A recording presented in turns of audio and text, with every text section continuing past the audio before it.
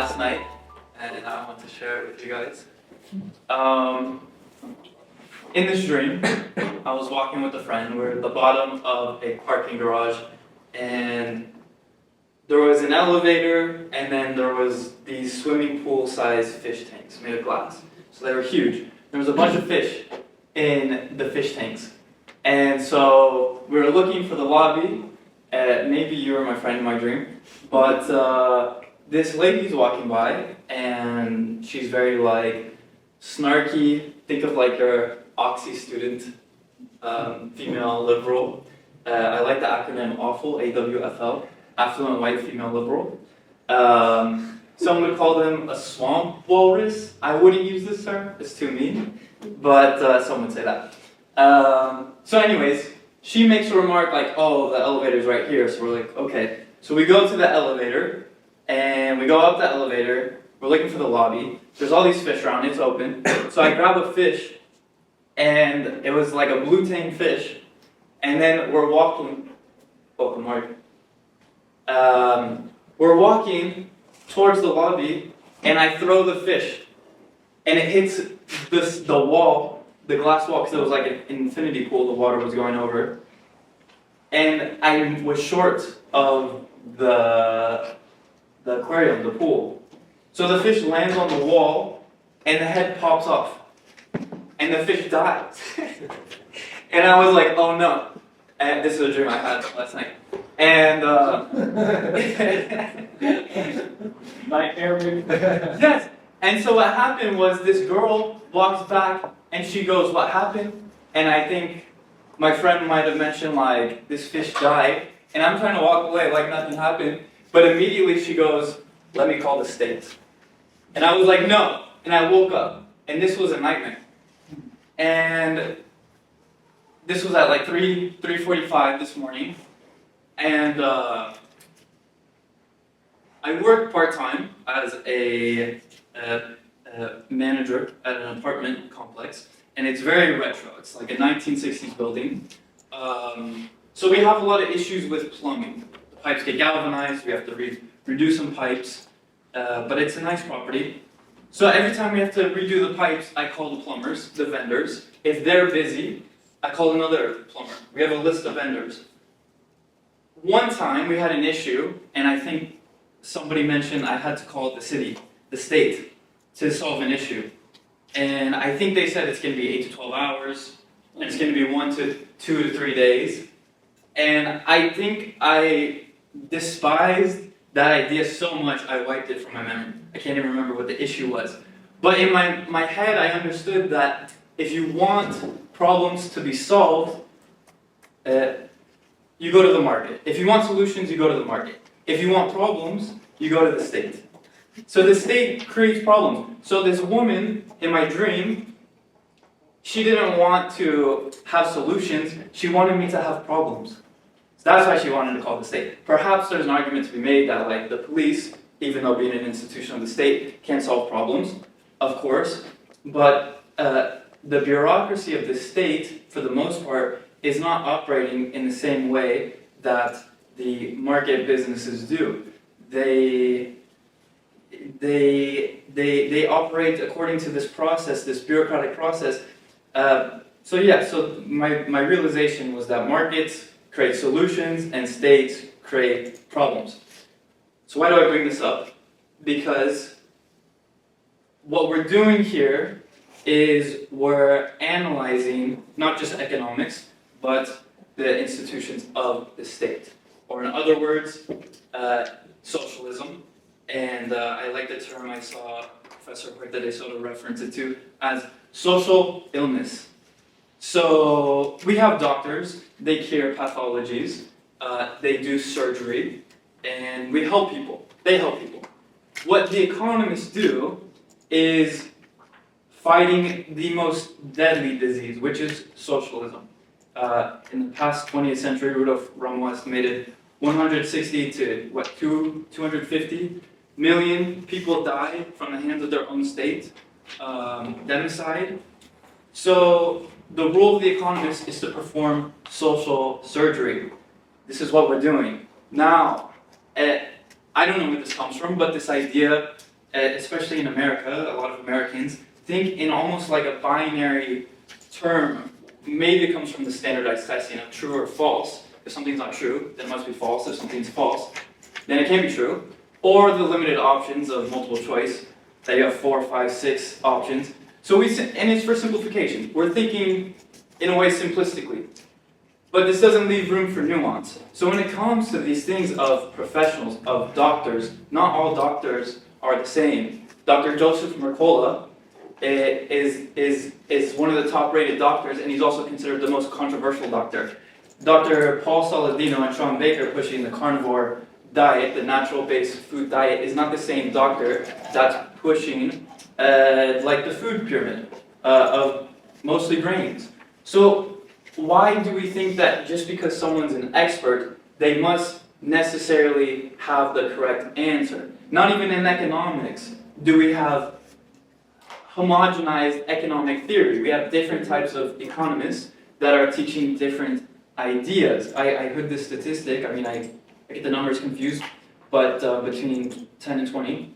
But I heard that for every Keynesian economist, or for every 20 Keynesian economists, there's one Chicago School economist. And for every 10 Chicago School economists, there's one Austrian economist. Now perhaps the 10 and the 20 are mixed up, I always forget. But the point being that the Austrians are in the minority. And why is that? Because, as Mises said, economists are the mischief makers for the government, the policy makers. They're telling them in the causal realist manner what is possible in economics and what's impossible. What's just, ideas. Socialism is the idea that central planners can not only coordinate society like the market process does, but do it better. Because why would you just copy it? The whole point is to make it better.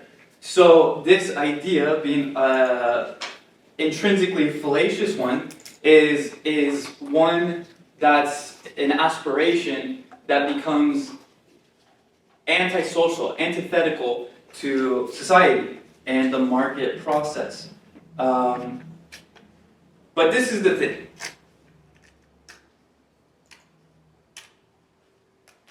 When a doctor performs surgery, you do not want him sweating. You do not want him freaking out when he's opening up the patient and having to, let's say, remove a tumor. You want a steady and cool and calm surgeon. And I think, okay, let me go off on another tangent real quick. I came to realize this morning as well that there is a great example of market failure. I think this is the best example of market failure. Mises never had a paid academic position. So the test of a good economist is if he doesn't get paid. Please don't ever pay me, because then I'll think I'm doing a horrible job.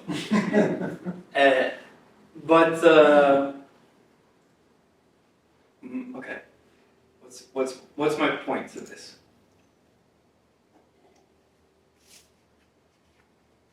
My point, and perhaps I want to elaborate on this idea of the difference between the pessimism and optimism and the evolution through time of community, and where Mises was coming from. Mises, as you mentioned yesterday, lived through 2 world wars. He was literally chased out of his home country by the Nazis, forced to come to America, didn't have a paid teaching position, but where would we be without Ludwig von Mises? And where would Kirzner and Rothbard and all the sequential great Austrian economists be without Mises? So I think it's in a way justified. The life he lived was very cerebral. What he's done is extremely honorable in my position and courageous. And so I had someone ask me, what's the difference between the Menger Institute and the Mises Institute? Well, firstly, I would say that we have, firstly, I want to point out that our faculty is different. And I think we have the best faculty. I've been all over the world. I've experienced different professors.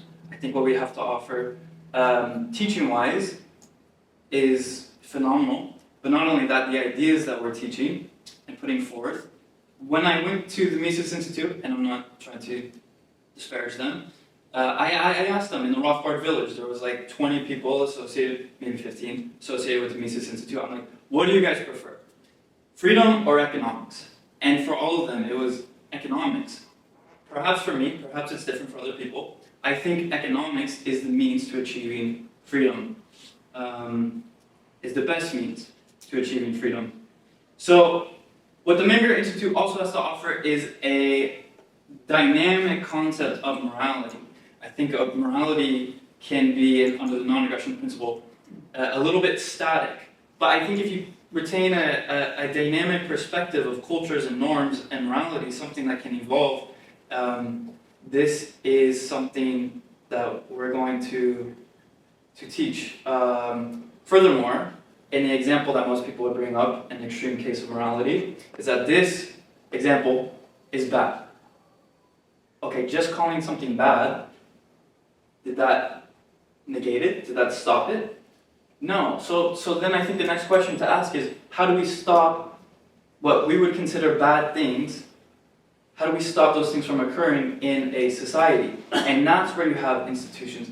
That's where the market coordinations of creating civilization and the deepening, the more specialization, the strengthening, allows cultures, norms, friendships to occur and more systems in place to mitigate what we would consider bad things to occur. So this is a natural right in the sense that it's naturally evolving in norms as an idea. Okay, and I think we have the geography. The Menger Institute is here in Los Angeles, one of the greatest cities, in the Golden State. All over the world, we have Austrian libertarian communities flourishing. And I think America, following Austria, will be the first and last place for the Austrian community. And what I mean by that is that it was the first place Mises came, perhaps, I don't know, Portugal or Switzerland, wherever he stopped by. But if you look at Latin America, if you look at Europe, these places that have experienced socialism, I've seen firsthand in Spain, the young economists of Austrians, very serious students, taking these ideas very seriously. Why? Because in Spain, they have been quite socialist. We only see the political leaders of different countries. We don't see the community on the day-to-day of what's going on. But the culture, as I heard yesterday, even in Pakistan, they have a strong Austrian community. In Poland, they do as well. In Argentina, look what Javier Milei has done. I think Javier Milei, not just for being the president, is a good example of someone who's willing to have the courage to speak the truth when it matters. I think the Menger Institute is not, half our faculty, 2/3, 1/3, is not in an academic position, a university academic position. Oh, I say this with all love and respect. I hope you get fired from Long Beach City College. Because academia is this this overwatch. They're trying to curtail your speech, but last time I checked, this is America, and the First Amendment stands, the freedom of speech. So, what I think we have the opportunity to discuss is the ideas of freedom to the fullest extent. And I think that sometimes academia could influence the teaching, the profession itself, and what economics has to offer. So, yes, I just wanted to mention this concept that we're going to perform social surgery, and we're going to remove the social pathology from society, which is the state. Let's begin. Okay, so this pillar is really influenced by Professor Jesus Huerta de Soto's book, Socialism, Economic Calculation, and Entrepreneurship. So I'm going to be talking a bit about socialism. Sorry, last point I want to make about Rodrigo Mises was he was a rock star. because people tried to stop him, but he persevered. And he taught and did what he believed in, what he thought was right. And I think his lesson of perseverance is the best one perhaps we can take. Okay, so just to review, we have the society emerging spontaneously, the spontaneous order, as Hayek coined the term. Coordination, order without plan. I like that phrase, Orden sin plan. The nature of knowledge, it's dispersed, it's subjective, it's complex, it's primarily tacit, it's mostly inarticulable, and I'll give a picture of that. Prices convey information. The price mechanism with profit and loss feedback helps us allocate resources that cannot be adequately or almost instantaneously given back to the entrepreneurs of what they should produce, what they should produce less of or more of, or how to innovate, how to create, how to coordinate these market signals, profit and losses. Okay. So let's begin with this quote. The most intimate and essential characteristic of man is his ability to act creatively. This is the essence of entrepreneurship. But we have to have the foundation of private property, because without private property, entrepreneurship is not possible. Because without private property, not just in physical and material ownership, land ownership, the space where you can innovate, this idea of the abolition of private property applies to the human body. Property rights are rights, they're the rights to your life. Your life is property. So do you own your property, or does someone else own your property? The state. So this is the crucial foundation for entrepreneurship, is private property. If you don't have private property, you don't have the, let alone ability, the option, the opportunity to be creative. And the mind, what we create with our minds, is what's really going to be exponential wealth, the exponential potential to create wealth in society. It's not just physical labor that creates wealth, it's the intellectual labor in society.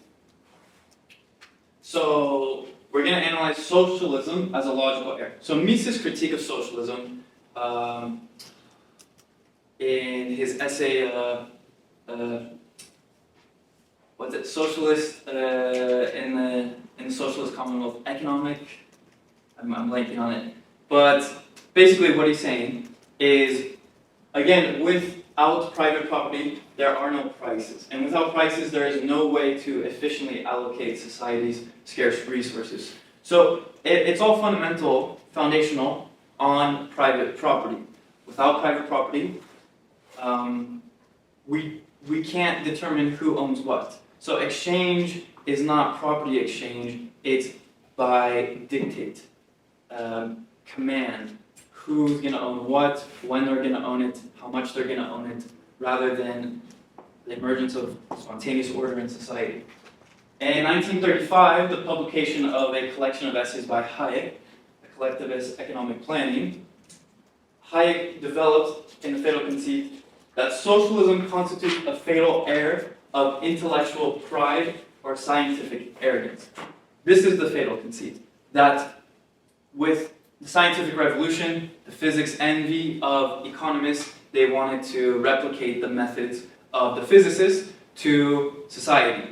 And they wanted to use models. They wanted to model reality, like we model elements in physics, but you cannot model human consciousness.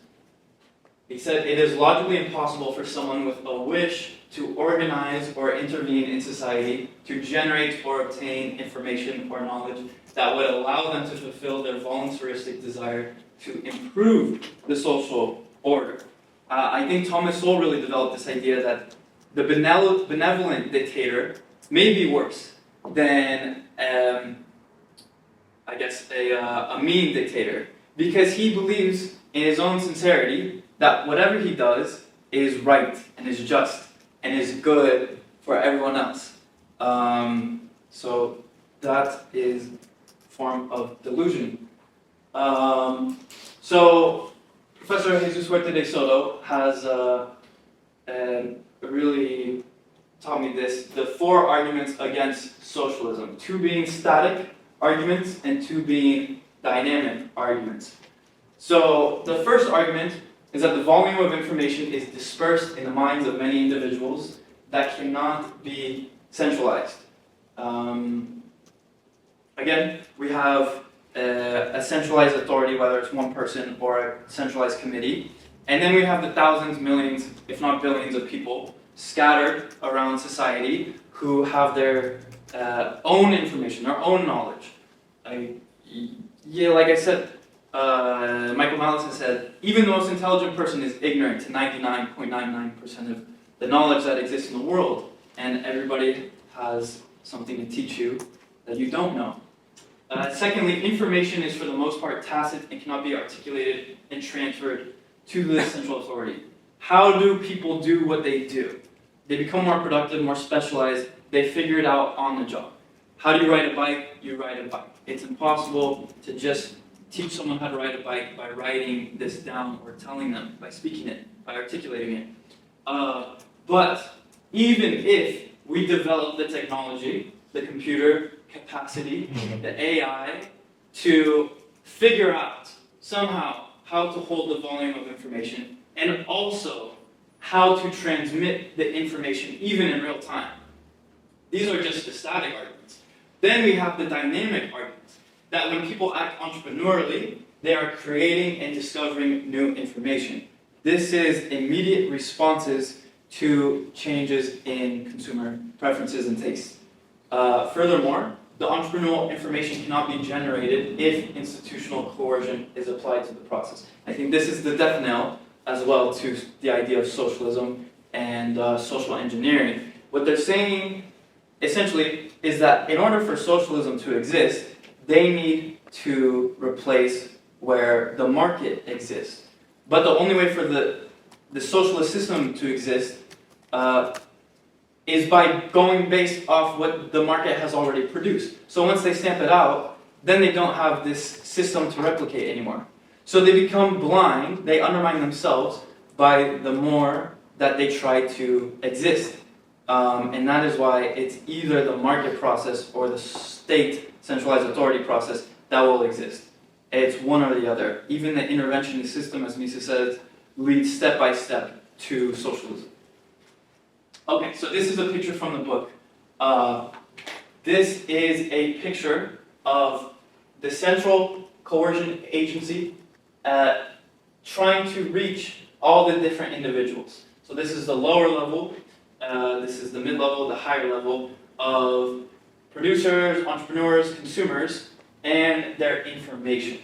Now, what is demonstrated here is that even if this central authority can reach everyone and tell them what to do, what to produce, what to consume, the information between the traders, the consumers, the buyers, the entrepreneurs, the producers, is blocked. Because instead of communicating with each other, they have to go through the central authority. So this disrupts the flow of information and the flow of production of goods and services. This is more of the diagram of the dynamic aspect that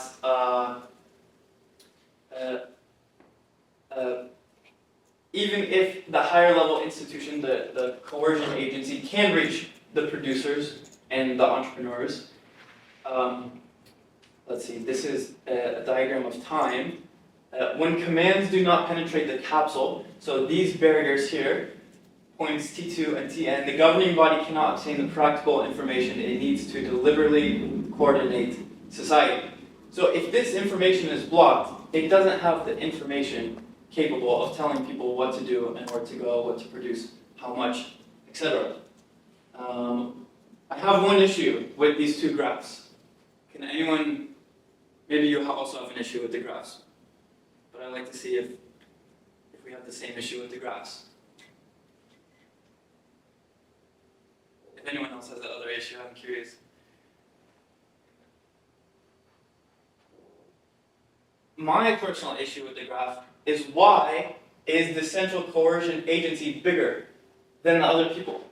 I think a more accurate depiction would be he's the same size, but has maybe an army of guards. And we can call them the CIA, the president's personal army. I think that would be a more accurate depiction of the command society. I think he's bigger because he can fire anybody below him. That's a big difference. That's true. He's the boss. That's true. That's what central planning is all about. The boss is telling us what to do. Yeah. So it's a power play. It's a power play. Okay, so he has more power, and it made him big. He's the commander. The commander. The general. Yes. Make him even larger. Maybe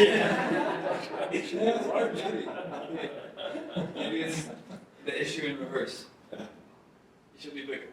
Okay, great. So, and the light bulbs are representing ideas that have been created through the market process, and ideas that have been disrupted and not created. This is the unseen consequences of government intervention. So now I want to reference a couple, contrast some ideas between the spontaneous social process and socialism. First, and this also comes from table 6.2 in the Austrian school by Professor Jesus Corte de Soto. Firstly, social coordination occurs spontaneously due to entrepreneurship, which constantly discovers and eliminates social maladjustments that emerge as profit opportunities. This is the spontaneous order. Whereas under socialism, attempts are made to deliberately impose social coordination from above via coercive command orders and regulations, which emanate from the authorities, an organized hierarchy from hieros, meaning sacred, and archean, meaning to command.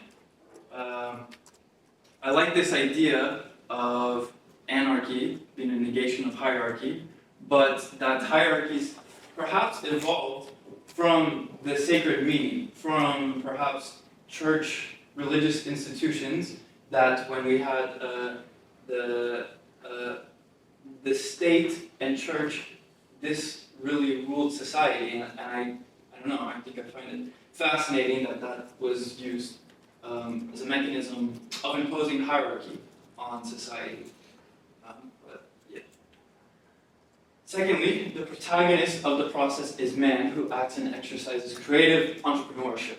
We covered this yesterday. And under socialism, the protagonists of the process are the leader, democratic or not, and the public official, that person who acts in compliance with the administrative orders and regulations which emanate from the authorities. So it's a virtue under socialism to just be following orders. But obviously this was the defense of the Nazis and the trials that followed World War II. Why is it good to just follow orders? If someone tells you to just do something, should you do it? I think this is why socialism, it kills the humanity, the civilization in people, because to live, to get by, you might get put to death if you don't follow orders. So it's a mechanism of survival, but it destroys the ability for someone to think in nuance, to think about potential opportunities, options, choices. There's no choices under socialism. There's no creativity. You get one choice. One choice fits all.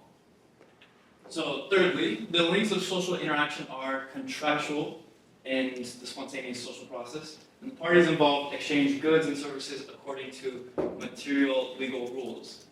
Whereas under socialism, the links of social interaction are hegemonic. Some people command and others obey. In a social democracy, the majority coerces the minority. And I found last night that the Liberty Fund has an appendix of Mises's human action. And this is where this comes from, hegemony or hegemony, I think it's hegemony. As used in human action, it is a translation of the German term Peter, I need your German, or someone else speak German. But, Professor Skousen, do you know some German? Jawohl. Do you know this word? Hegemony? I don't know how to pronounce it. Herrschaftlich.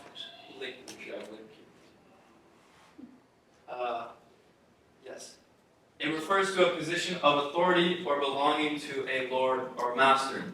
Well, it could be high over.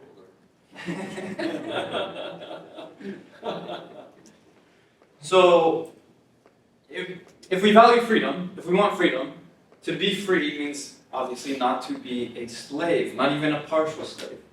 But when you have a system of hegemony in society, this, and perhaps, I mean, Thaddeus Russell makes this argument that Marx was right that there are two classes, but he was wrong in who the two classes are. So it's the state, the hegemonic class, the class that makes commands, lives off the productive labors of the citizens, of the producers. Yeah, so as long as we have this system in place, it's the doublespeak that Orwell refers to, that they are public servants. Or are they public? At what point do they become the public rulers? And so this whole idea of freedom at gunpoint is a contradiction. It's a paradox. How can you be free if you don't have a choice? If the way you're supposed to live is enforced upon you? If you have to just choose your leader every 4 years, 8 years, then you're not free. In fact, you're partially a slave. Yes? Where would you put American society now, like on this scale? Well, I mean, I think that, we have this interventionist system, and it's leading step by step to more totalitarianism and socialism. But we also have the potential to reverse it, to have more capitalism. So it's in between. I can't say definitely where America would be at this moment on the scale of freedom, capitalism, and interventionism, socialism. I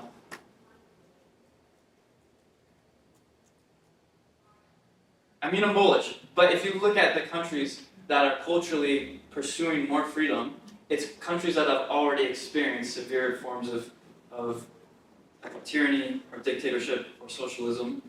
And I don't think America, like those other countries, needs to follow in the same path. So I don't know. I'm optimistic. Yeah.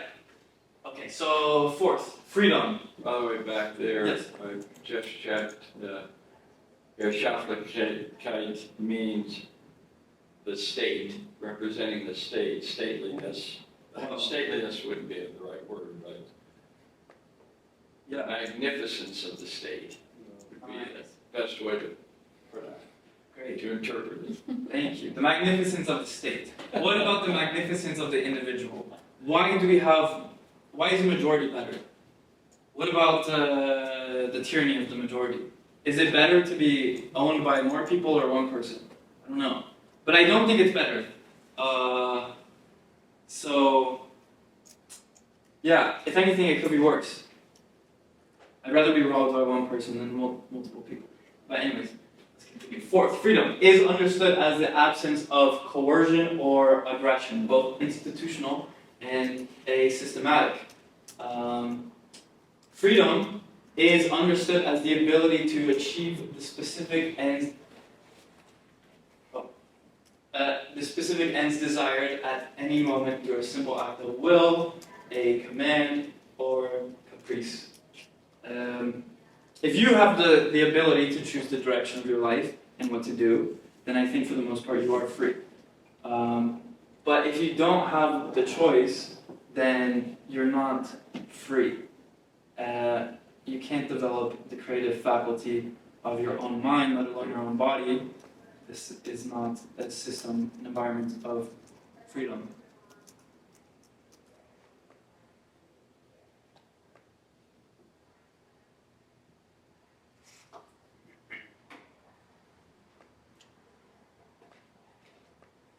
maybe this is interesting, but if you're an artist and you make a bad piece of art, you're free to do so. Being in society and the market processes, to the extent that you need to integrate and become a productive member of society, perhaps these signals will tell you to figure out your comparative advantage and your opportunity cost of spending less time being a bad painter, but maybe more time being a great cattle raiser. Whereas I think under socialism, you don't even have the opportunity to be a bad painter. And maybe some people aren't interested in painting, but I think it's a pastime, it's a hobby, it's something you can do with your life that is foregone when you're not free. But apply that to any hobby, any pastime, anything you would please to do. Yeah. But I would actually argue that I think like sometimes the highest like creativity shows itself most in moments of disobedience, which kind of necessitates that like you were disobeying from some sort of authoritative figure, which is I think there is actually quite a lot of great, if not some of the greatest art coming out of socialist countries, because there are people who are seeking freedom but aren't given it, and are therefore they are becoming utterly creative in order to kind of forego that. Yes, I would agree. I think why I'm optimistic as well is because the more the state grows, basically the more it wants to exist in society, the more pressure it puts on people to cover up their freedoms. And this pressure, in my opinion, creates these diamonds, these moments where people reject this and they want freedom.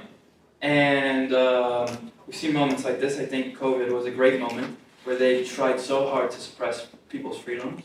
And in it is this new wave of people searching for freedom.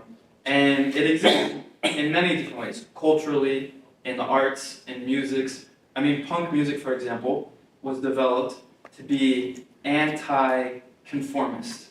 Perhaps their economics weren't Austrian, per se, but the energy, the idea they're searching, I think, was to be free from, like, perhaps the Depressionary era in the 70s of the UK, and yeah, I mean, culture influences politics, politics influences culture as well. Okay, fifth, and this is my last slide. Relationships of an abstract economic and business nature prevail. The spurious concepts of loyalty, solidarity, and hierarchy do not come into play. Each actor disciplines their behavior based on material law rules. Whereas under socialism, the political predominates in social life, and the basic links are tribal, loyalty to the group and to the chief, hegemony, respect for the hierarchy, and help to the fellow man. One knows solidarity. So I think this can be an example from your previous lecture of this organic solidarity versus the mechanical solidarity. The mechanical solidarity being taxes as the form of welfare to help the poor and the needy, which kills the human instinct to help people. Because if your money is being taken in the form of taxes, then it should be going to those ends. But when it doesn't go to those ends, when it's not sufficient, when it creates institutional poverty and neediness, then why would you keep giving more? Why would you keep trying to help people? But when it comes organically, then maybe you would help more than you already currently do. So, yeah.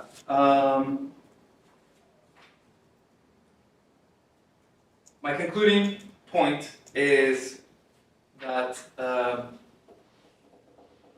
I don't want to mistake that we are completely free yet. I think we're still evolving, of course, not just individually, but societally.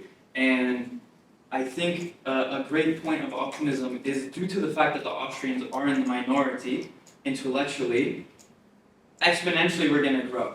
Because the Keynesians are not going to be able to compete methodologically part of the reason why I want to get my PhD, and excuse my French, is to say fuck you to the other professors who I try to talk to, but they think just because they have a PhD. It's not French. Excuse my German. Who think just because they have a PhD, they don't have to consider these topics of conversations. I think Murray Rothbard had a sign above his desk, I heard this, that said, "Hatred is my muse." And I think he put that energy into his writing.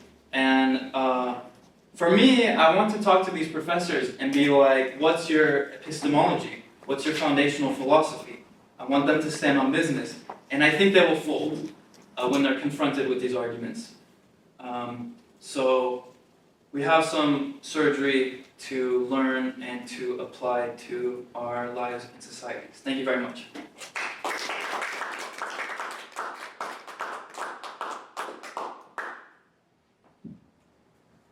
Okay, let's take a few minutes break, coffee break, and then we'll be back.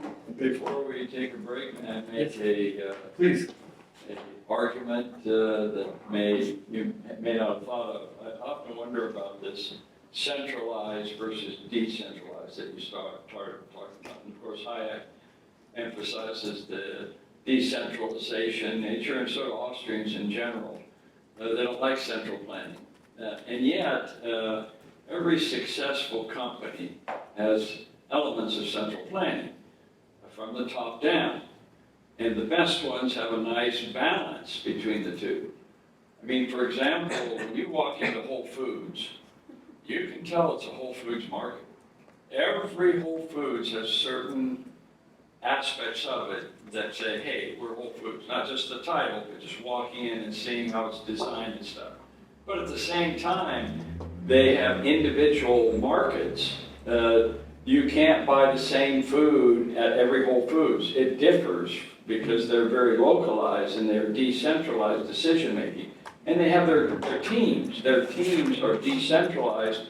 They decide what they want to do for their store within the rules that the central planner, the CEO and the executives have decided. So it seems to me that you're not necessarily against central planning per se, it's just it needs to be limited and you need to have a nice balance between what your workers are saying and telling you and the top-down people who have lots of experience, more than most of the workers at the lower level. I mean, they've been around a long time. So that's just my take, and I don't know if you see it that way or. I kind of see it like Professor Hans Hoppe's perspective on democracy in comparison to monarchies, as monarchies being like CEOs at companies operating like a monarchy,